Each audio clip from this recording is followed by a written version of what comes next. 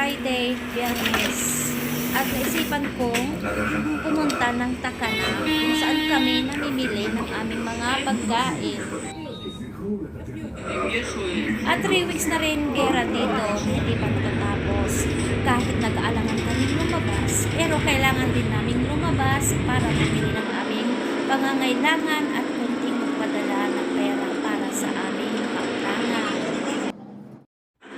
So ayan nga guys, kung nakikita nyo, walang mga tao sa bus, nabibilang kung ilan lang mga pasahero. Dahil gawa nga ng gera, syempre, natatakot din ang bawat isa para sa kanilang kaligtasan.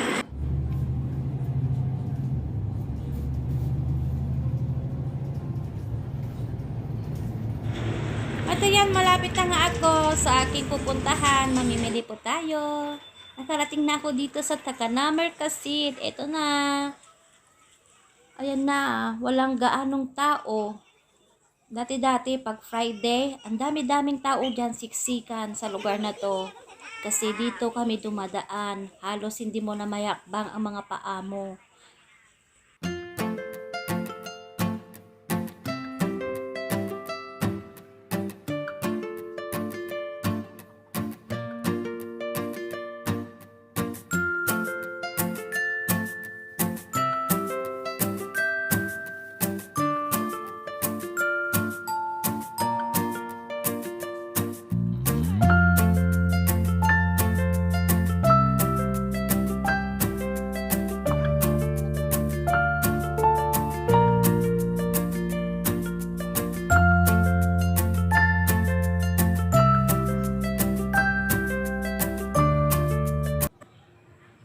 At ito na nga, nakarating na ako dito kung saan kami nagpapadala kasi may mga kautangan din kami, kailangan ding bayaran.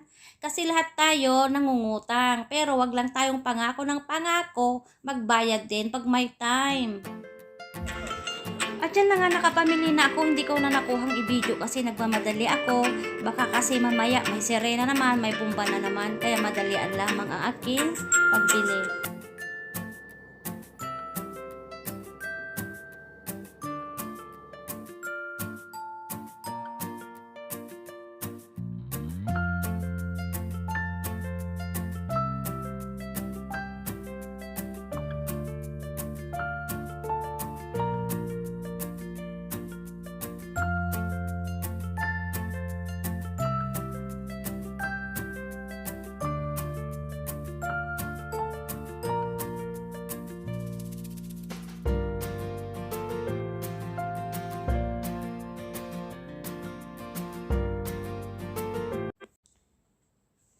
So yan na, nakarating na po tayo ng bahay. Thank you Lord dahil safe naman po ako nakarating at hindi naman po ako naabutan ng bomba sa labas.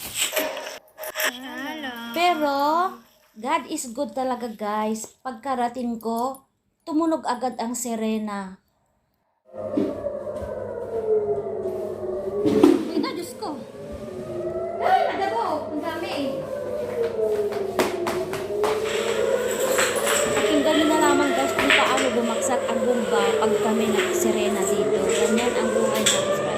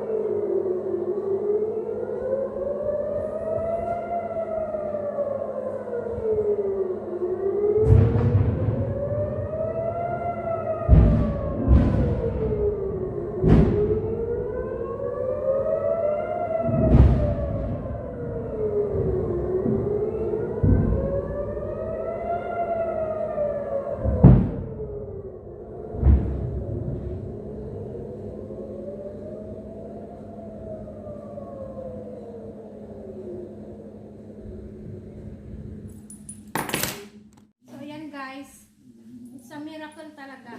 Kararating ko lang galing sa kana, nagpadala, bumili ng mga gamit. Saktong wang-wang, nag-series. Kaya God is good talaga. Hindi ako inabutan ng series sa labas.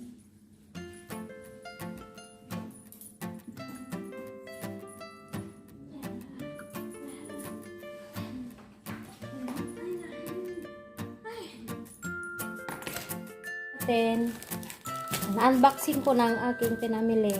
Ito, gagawin kong bilo-bilo. Pero wala pa akong gata. Saka na lang ako bibili. Ito, kangkong. I-adobo ko yan na may kasamang tofu. Tokwa. Tokwa na inchik. Malagkit. Noodles. Ito yung saging ng mga negro. Masarap pala ito. Ito yung importanteng dinayo ko sa Takana Balayan. Bagoong Balayan. At bumili na ako ng malaking toyo. Tsaka konting baboy lang. Yung kalahating kilong baboy lang yan. Tsaka yung ito, buto-buto lang siya. Worth of 20 nis lang. Ayan o. 20 nis. And then, ito, kunting talong lang. Nasamahan ko lang ng okra yan. Papakbit ko. Tsaka Kaya, thank you Lord, napakabuti ng Panginoon dahil paglabas ko po lamang sa aking trabaho kaninang umaga, wala na akong ibang bugang bibig kundi magdasal habang nasa biyahe ako. Kasi mahirap na, kaya kailangan pa rin natin mag-iingat. Huwag tayong basta-basta lumabas kung di kinakailangan. At ito na naman po ang kaganapan ng aking buhay. Ayan na po ang aking pinamili kasi sabi nila matagal pa ang gera. Kaya bumili ako ng marami. Pero matapos din po ito, God is nothing impossible. Trust lang po na tayo sa Kanya. God bless us all.